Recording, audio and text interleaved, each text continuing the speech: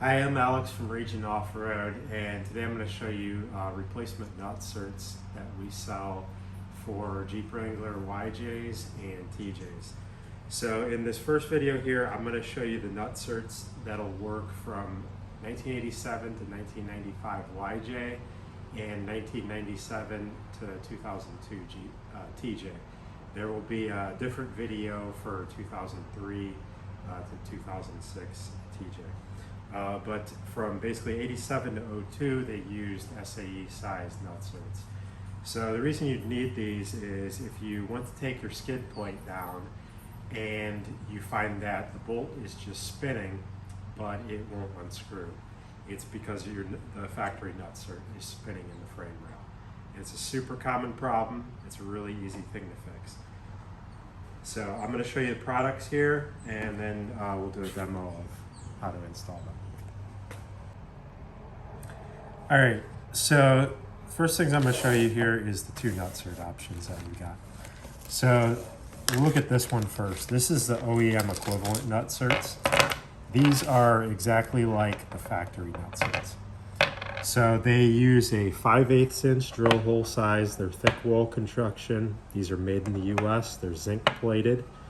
And as long as your frame is in good condition, meaning your holes in your frame are in good shape, these are a perfect replacement option. Now, if your frame isn't in the best of shape and you take your old Nutsert out and the hole isn't quite 5/8 anymore, what I have is a larger diameter 11/16 Nutsert. And these are also made in the USA. They're yellow zinc plated.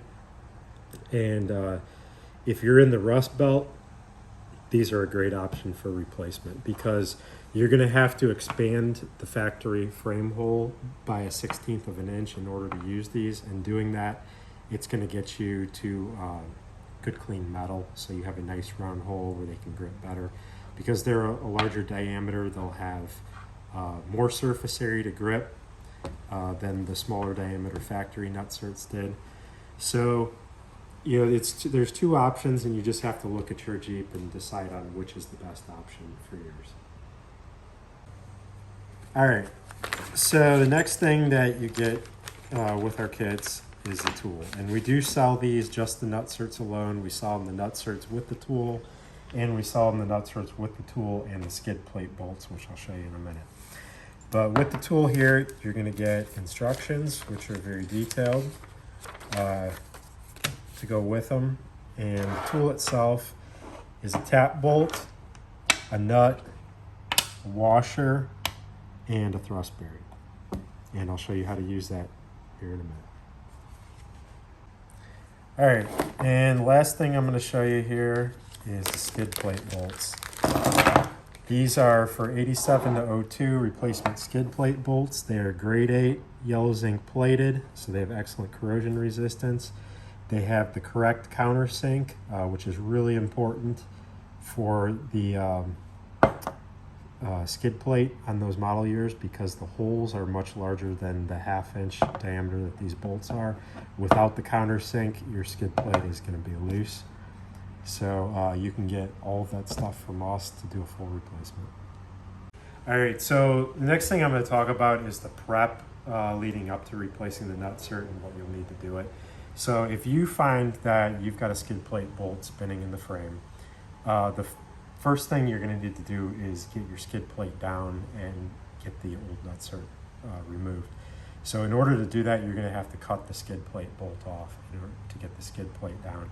After that, take an angle grinder to the old Nutsert, and basically you're going to have to grind down the flange on the old Nutsert as well as what's left of the bolt that's stuck in there until you get to the frame, and then at which point you'll be able to take a hammer and punch and knock basically what is left of the original Nutsert up into the frame rail, leaving you with the open hole. You know, at that point you kind of determine is the hole you've got left good enough to just go ahead and use you know, the 5/8 inch Nutsert, you know, and you want a tight fit on these, or do you want to expand the hole in your frame up to 11/16 and use the larger diameter Nutsert? So when you make that determination, either keep it as it is or drill your holes out larger. When I drill the holes out larger, I use step drill bits, and these work great because all you need to do is, you know, basically they've got the markings on there. Just go up until you get to the next size. Don't go too big, because if you go over 11/16, there's nothing you can do. As far as the tools for installation, once you're ready to install the Nutsert, all you need is 2 3/4-inch wrenches. So I'm going to show you first installing one of the OEM style Nutserts, and then I'll show the installation on these. The installation procedure is exactly the same, but I just want to show what happens during the installation and what to look for during it. So I'll show the tool first here, and you just want to take the tap bolt, thread the nut on here all the way down to the bottom.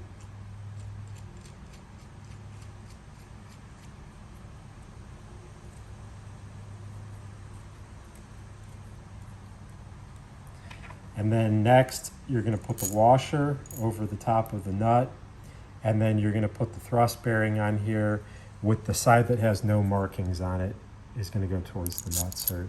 So that slides on there. The purpose of the bearing is to make this a lot easier to do. It takes a lot of thrust, or not thrust, but force to install these, and the bearing just makes it spin a lot easier, so it's not so difficult to install. So after that, then you're going to want to thread the Nutsert onto the tool.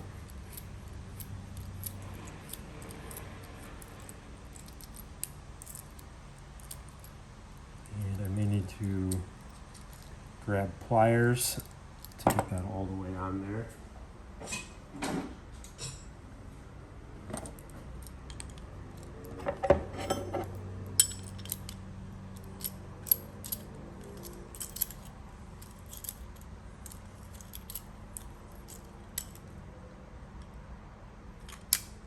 All right, so this is what you're going to have ready to go to be installed.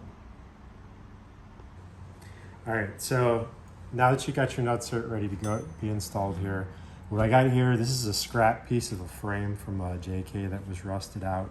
That I drilled some holes in this to use as a test piece to show the installation.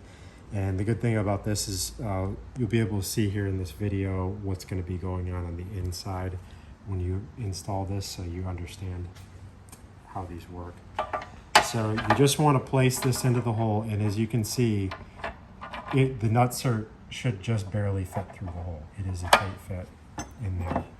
So to do the installation now, what you want to do is take the box end of 1 3/4-inch wrench and put it on the nut, and then, or put it on the bolt, I'm sorry. And then take the open end of your other 3/4-inch wrench and put it on the nut. And you want to hold the bolt still while you start tightening the nut. Doing it that way is going to prevent it from stripping. It's going to start pulling the Nutsert up towards the frame on the inside without turning the threads at all. So you just continue to hold the bolt still and use your other wrench to tighten the nut. And it does take a lot of force to do this. It's actually a little easier to do on the Jeep than it is on this, because the Jeep's not moving when you're trying to do it.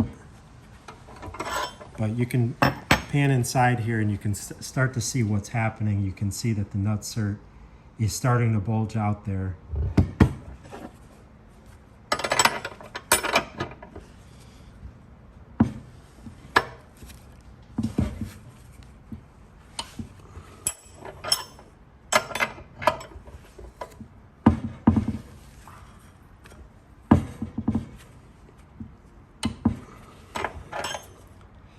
And you want to continue to go with this until it reaches a point where it's like, it feels like you can't turn it anymore. And that's pretty much when you're going to be fully seated on the Nutsert.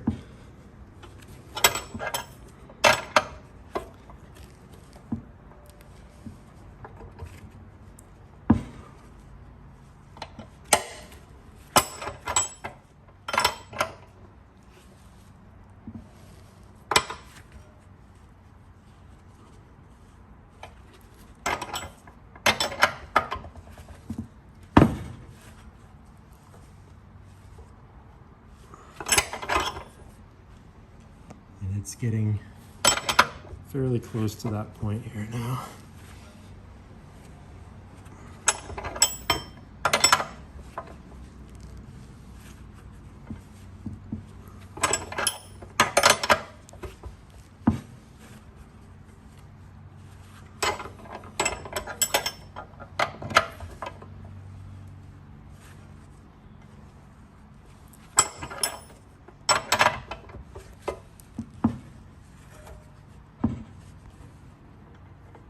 All right, now I'm reaching a point here where I think this is fully seated. It feels like it's not going to turn much more. Yeah.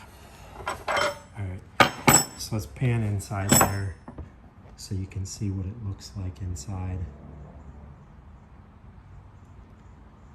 It's really tight against the frame rail. So now to remove the tool, you need to reverse this and then just back the whole thing out.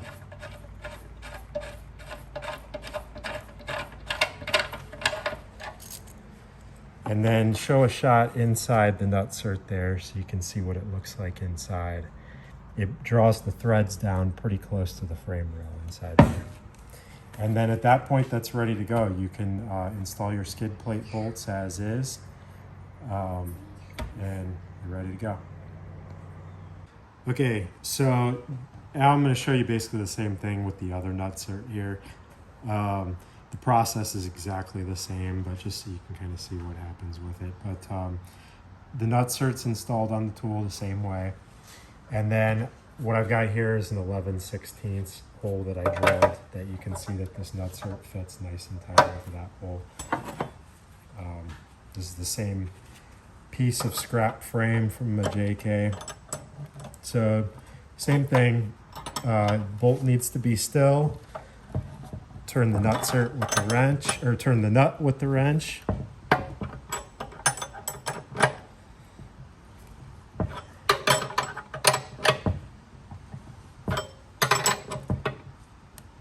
And you can probably pan inside there to see how it's starting to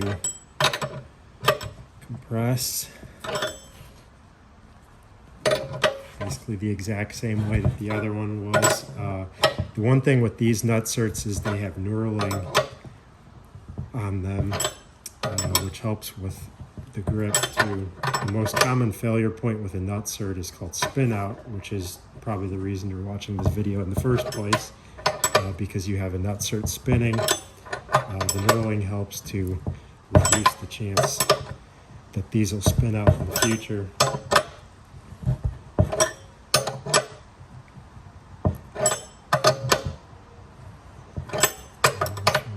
It's getting fairly close, almost there. Yep, right there. So that one is not fully compressed, and hopefully you can see that good, what it looks like inside. It's completely compressed on there. And then let me release this tool.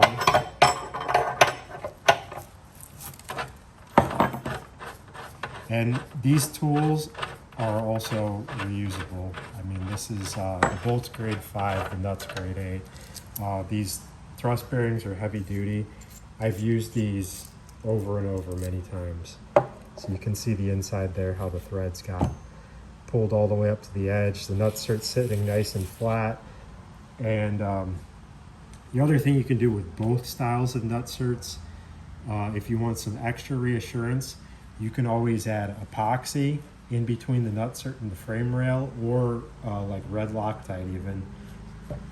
As you put the nutsert in, you can also tack weld the flange of the nutsert to the frame rail after the fact.